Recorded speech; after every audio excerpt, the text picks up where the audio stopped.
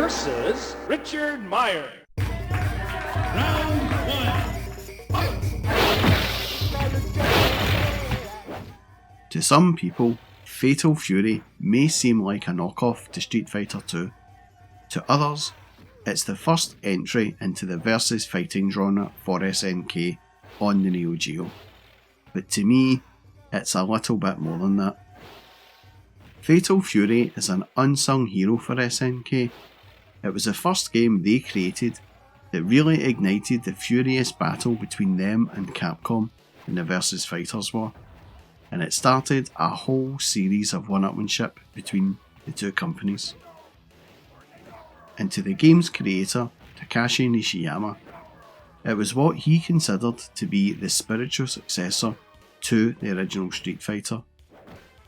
And while I would not normally disagree with the creator of something, I personally do not see Fatal Fury as the spiritual successor to Street Fighter. I see it more as a reimagined version of Street Fighter. When working at Capcom, Takashi Nishiyama had all of these great ideas for Street Fighter. He wanted a larger playable roster, story-driven gameplay, and for players to feel invested in the character of the game.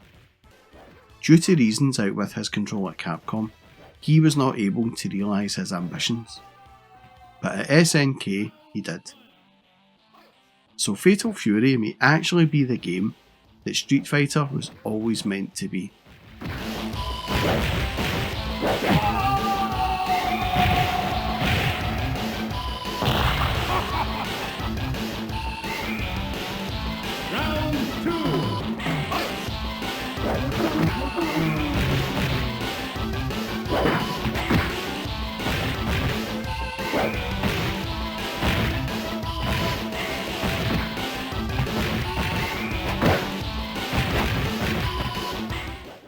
Fatal Fury served as the inaugural game in their Fatal Fury series, as well as the first game to depict the fictional King of Fighters tournament, which became the basis for the later King of Fighters games.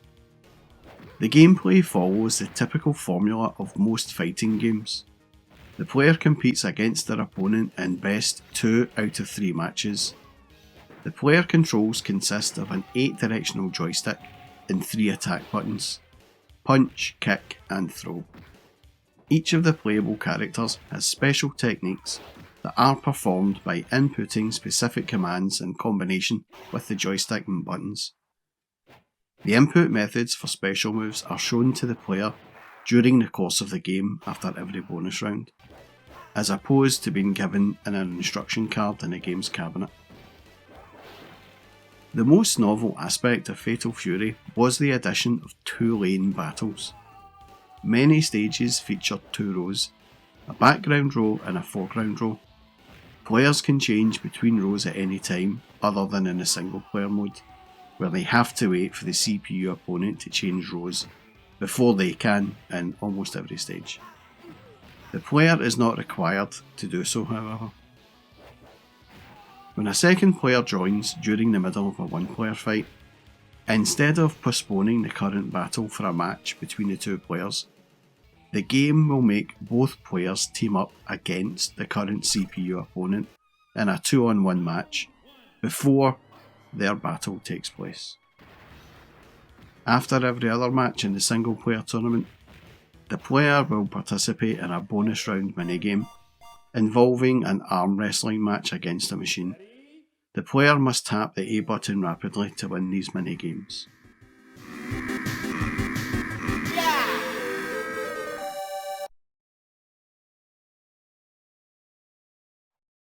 The game was developed round about the same time as Street Fighter 2, but was released about 8 months later that year. And this is where a lot of unfair criticism comes from, in my opinion. When playing Fatal Fury and Street Fighter 2, there is no comparison. Street Fighter 2 is a far better game in almost every way. But SNK were not to know what Capcom are developing, and it's just unfortunate that Capcom get their game out first. Put it this way, if Fatal Fury had come out in 1990, then Street Fighter 2 would have been labelled as the Fatal Fury clone, although it would still be hard for anyone to argue that Fatal Fury was a better game when it's not. But that doesn't make it a bad game at all.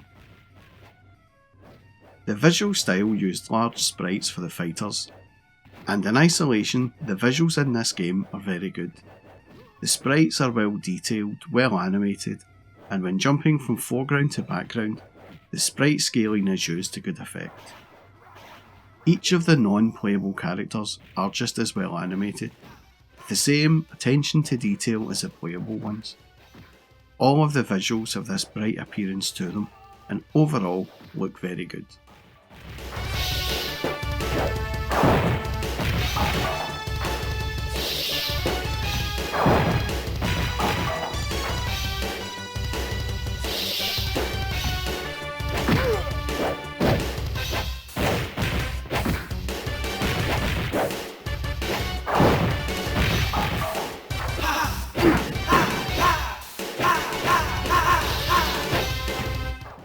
The backgrounds in this game are interesting, with some animated backgrounds and others with no animation at all. And in between bouts when fighting outside, the light effect changes to symbolise the passing of time between exchanges, which is a neat touch. On Tung Fu Ru's stage, the second bout is contested during a rainstorm, which looks brilliant, although, on closer inspection, you can see the rain is restricted to the foreground layer only, but overall the visuals are really good in this game.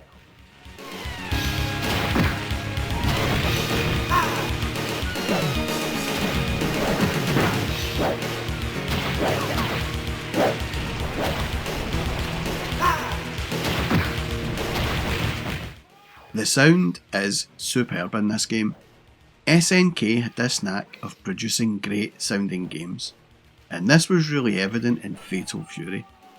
The music is different for each stage, and although some of the tunes sound a bit weedy and out of place, they don't sound bad at all. There's a fairly eclectic mix of tunes in the game, with some rock inspired tunes and some more quieter tunes, and some really baffling tunes, like the one used in Richard Meyer's stage.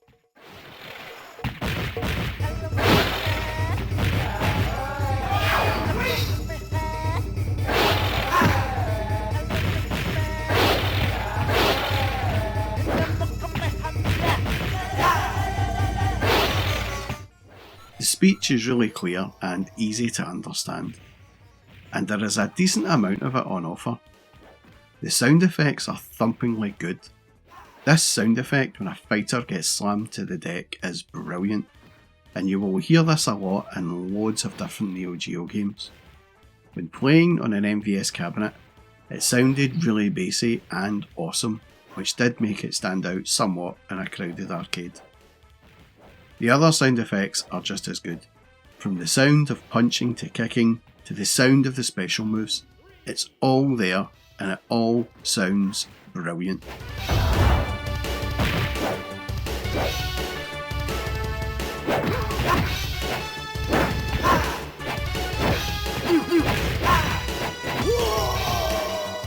The gameplay on Fatal Fury is probably the biggest bone of contention with critics. It's not as fast paced or flowing as Street Fighter 2, and where Street Fighter 2 relies on combos, Fatal Fury is a far more methodical approach to fighting. Here, the combat relies more on timing of the special moves and counter-attacks. It takes a while to get used to it, especially when you have played Street Fighter 2 a lot, but once you get to understand the difference in play mechanics, Fatal Fury is a very rewarding game to play. The other standout in the gameplay department, well, not really sure it can be classed as gameplay, but it's the storytelling. In between bouts, you get these cutscenes featuring Geese Howard, who really is the one pushing the narrative along. And as you progress further into the game, you learn more about his evil past. It's not a huge thing, but it does provide a backdrop to why you are competing in the King of Fighters tournament.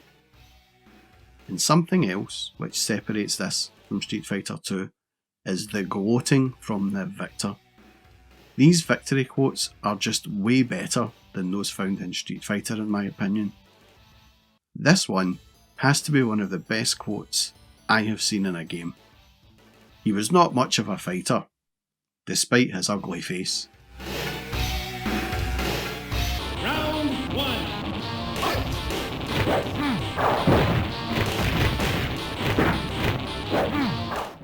Fatal Fury was a game I played a small handful of times in the arcades.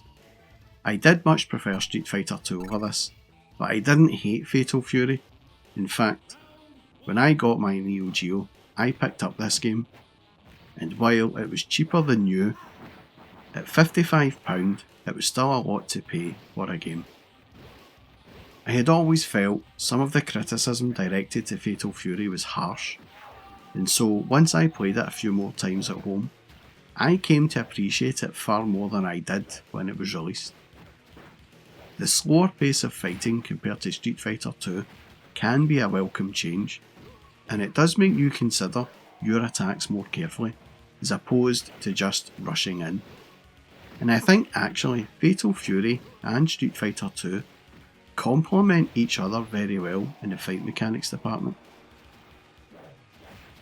The special move system is almost identical to that of Street Fighter 2, and so when learning the moves in Fatal Fury, it doesn't take as long as it did when learning them in Street Fighter 2, and the methodical approach to the fighting in Fatal Fury helps with your style of fighting in Street Fighter 2 as well. Both games did not need each other to be successful, but both games did drive along the constant development and evolution of the versus fighting genre for many years, and SNK would go on to find huge success with this franchise over the years, and other franchises in their catalogue. And it could almost be said that Fatal Fury was part of a much larger plan for SNK, much like Iron Man was for the MCU. It was eventually ported over to several home formats, but those proved to be poor translations, and in my opinion, not really worth a look these days. Fatal Fury is a game I am proud to have as part of my Neo Geo collection, and it's a game that deserves to be given a try, if you haven't done so already. And that was my look back at Fatal Fury. If you liked this video, then please do give me a sub and a thumbs up, or maybe even a comment or two below about your memories of Fatal Fury on any format. And a massive thank you to all of those who have subscribed and commented on my channel. Your feedback, comments and support really do go a long way in helping the channel grow, and I do appreciate all of the support, so it's a massive thank you from me.